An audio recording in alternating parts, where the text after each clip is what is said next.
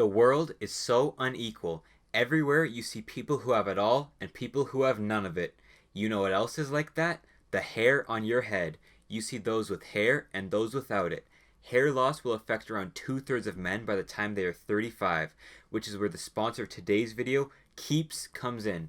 Keeps is an online subscription service that will send you doctor-recommended hair loss treatments.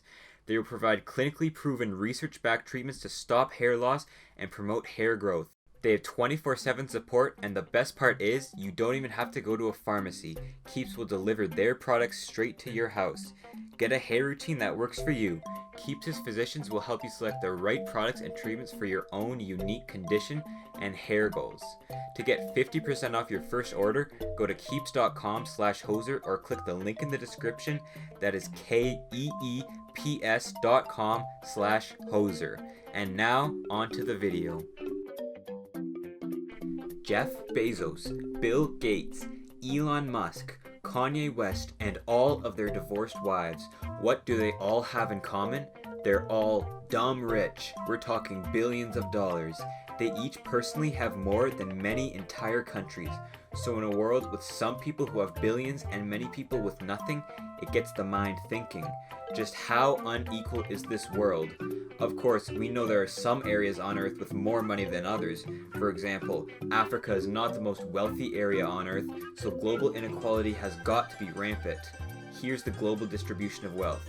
Only 1% of you are millionaires with 46% of the wealth. That's worldwide, but which country has the most inequality? Surely it must vary from area to area, so which people are the most equal and which are the most unequal? Is there even a way to measure that, and how do you find that measurement? Of course, there's no true way to measure absolutely everybody's wealth and income in a country, but we have a pretty good idea how to do it.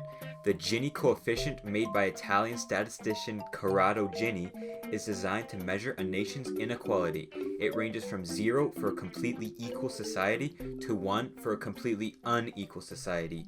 0 if everyone has the same wealth, and 1 if one person takes all the money and everyone else has nothing.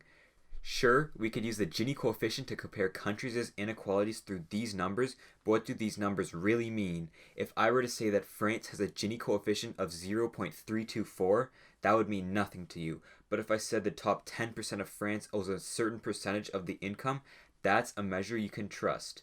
So where does the Gini coefficient come from? How do you find it? And how do you find the top or bottom percents using this magical number? To solve all those questions, we have to go to AF in the class. What's up? Welcome to AF in the class. Today's topic, Mr. Gini, or his coefficient. So, you know what the Gini coefficient measures. It measures inequality in a country, okay. But how would you actually find it? So there's a bunch of different ways in order to derive the Gini coefficient, but I'm going to show you one way. Now, this is a graph of the cumulative wealth in an economy versus the percentile of richness of people. So here we have 0.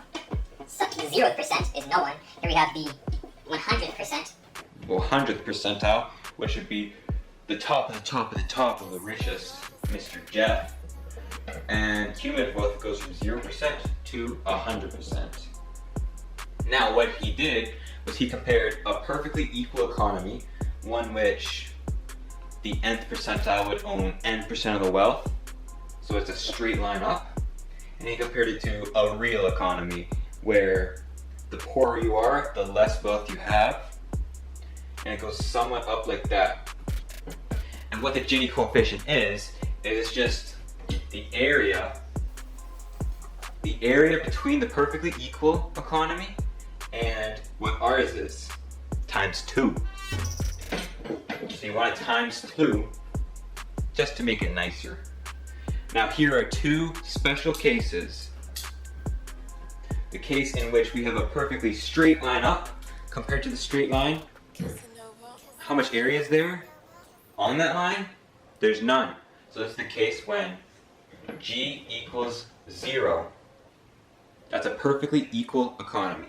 And this case, when it just goes down and then directly up at the very end, what is this area? Well, we know we have to multiply this by 2. And since you're multiplying this by 2, it's just 1 times 1 This is the case when the Gini coefficient is equal to 1. And that's why you want to multiply by 2 to make this nice square. How do we find this curve? So there are a couple of properties about this curve which are important to use. The first part is it's always increasing. Notice because as cumulative wealth grows compared to the percentile, you're getting more wealth. So we know that cumulative wealth of the percentile is always increasing. And we know, since it's a cumulative wealth, we know that the rate of change at which it is increasing is increasing. So we can write that as WC prime is greater than 0. And now, we can find a function that satisfies these two conditions. A great function to approximate this is WC of P equals P to the N. You can check this as an exercise to the viewer, but it is... The rate of change is always increasing from 0 to 1. Now, how do we find the N value? How is the N found? So, we know that this curve is WC of P is just equal to P, and this curve is WC of P is equal to P of N. So how do you find the area in between those two? You need an integral. So the Gini coefficient equals 2 times the integral of 0 to 1 of P minus P to the N dP. Now since I know most of you probably hate this, I'm just going to fast forward solving for N.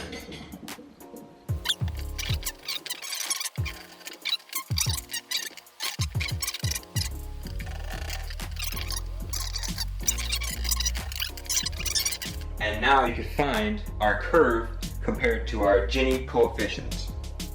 Wow. Some value so you can get a sense of it. We know that N equals G minus 1 over 1 minus G. If we plug in G equals 0, we'll get N equals 1. If we plug in G equals 1, we'll get N going to infinity, which is what we want because we want the boom boom. If we plug in G equals 0.5, which is exactly half of the area of the square, we will get N equals 3. To go from 0 to 0.5, you want to go up 2 N values, but to go from 0.5 to 1, you just go up an infinite amount of N values. And now, how do you actually find the top or bottom percents of the wealth using these N values? In order to find the bottom, let's say 10%, that would just be 0.1 to the N, and the top, 10%. Because we know this is the bottom 10%. If we wanted to find the top 90% from this, you just minus this from 100, or 1. So now the top 10% would be 1 minus 0.1 to the N. In other words, The bottom K% is K to the N, and the top K% is 1 minus K to the N. And that's how to find your wonderful wealth values from the Gini coefficient. And now, back to Hoser. Wow, thanks AF. I now know so much about the Gini coefficient. What we can do now is find the N value of all these countries where we only know the Gini coefficient of. We use the data which the World Bank has produced to find the Gini coefficient of nations. Here are some examples. The United States, the country which gets the most flack for being unequal, places 54th with a Gini coefficient of 0.414. This gives it an N value of 2.41, just above a quadratic curve. So the top 10% in the USA should have about 22.4% of the wealth, and the bottom 50 has 18.8% of the wealth, according to our good friend Mr. Gini coefficient.